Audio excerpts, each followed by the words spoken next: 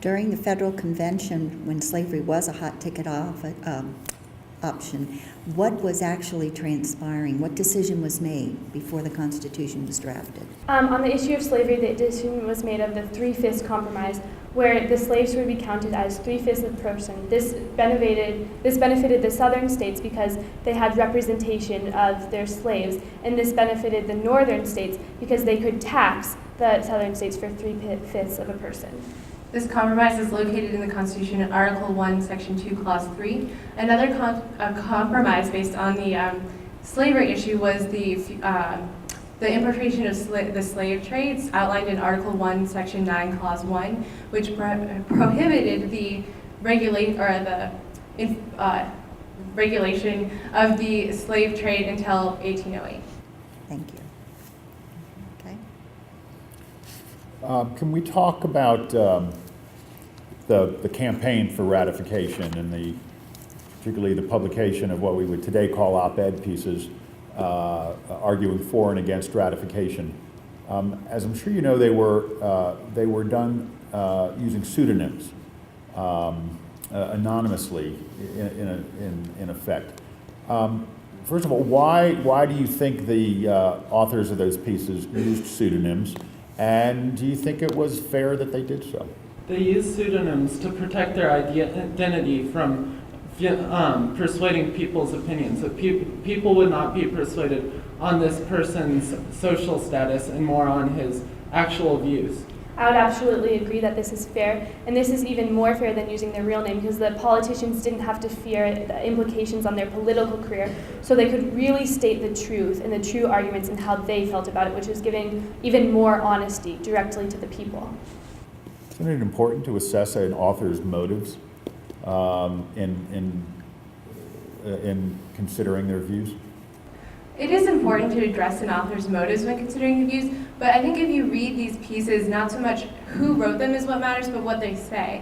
By reading, for example, the Federalist Papers or the Brutus and Cato Papers, you can clearly see which side of the debates they fell on. And so by using pseudonyms, they allowed for just the issues to be addressed and not which politicians or which well-known figures would persuade which people. And their purpose their purpose was completely stated. They called themselves the Federalist Papers. They wanted ratification of the Constitution, and the federal farmer did not. Why do you think that the framers sent the Constitution to states with neither an endorsement nor a condemnation? Was this a wise decision? Why? Why not? I believe that they sent him directly to the states saying nothing because the actual purpose of the Philadelphia Convention was not to completely make a new constitution. In fact, it was to amend the Articles of Confederation. And so by sending the Constitution directly to the states, it was kind of saying to the states, well, you can approve of this being ratified or not. However, it can be implied that by sending it to the states, this is an implicit endorsement of the Constitution. Many of the Anti-Federalists argue that the Confederation Congress should rewrite the Constitution or look at it and make amendments to the Articles. And by sending it to the states, it was an implicit endorsement. And I believe that it was a good idea because it showed the people that they should be re-examining their government.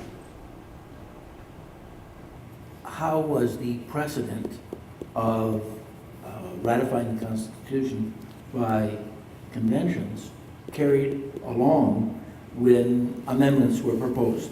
We had 27 amendments that have been adopted.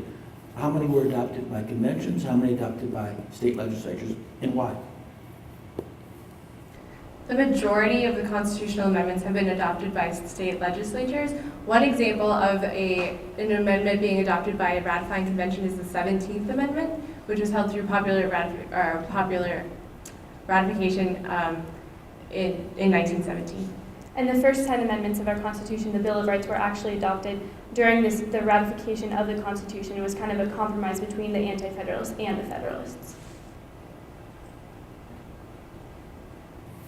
Why were the small states like Delaware eager to have their ratification conventions approve the Constitution?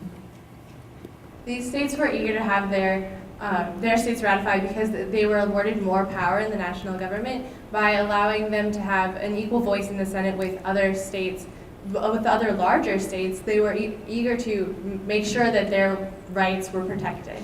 Also, by targeting the smaller states, this was a Federalist tactic. They wanted to build momentum to so they could get the ratification of the larger states, and they wanted to build momentum so that they could get 9 of the 13 states to ratify. Can you give any other examples of the where in line the states in terms of their ratification were as examples of the political strategy or the effect of the order of ratification on the result? Well, New York and Virginia hadn't ratified by the time the 9 states the 9 states that were necessary under Article 7 had ratified, and the Federalists knew that they couldn't effectively have a government, both geographically and in terms of population and power, without these 2 states. So the Federalists kept pushing for ratification from these 2 very important states. Why didn't they ratify earlier then? The Constitution was very controversial in both of these states. Virginia in particular had strong anti-Federalist oppositions with Patrick Henry and other people who were vehemently opposed to the Constitution.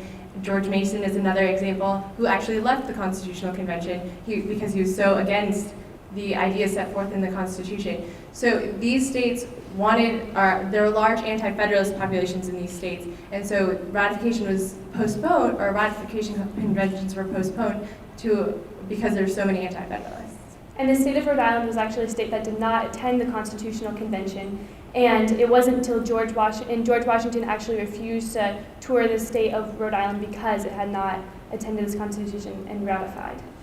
Also, Massachusetts, which was one of the later of the 9 necessary states to ratify, at the Massachusetts Constitutional Convention, the Anti-Federalists and Federalists struck a deal where the Federalists promised to discuss the addition of the Bill of Rights, what we now know as the Bill of Rights, to the Constitution, and this was a key aspect in getting many of the later states to ratify, but that didn't happen until later of the 9 states.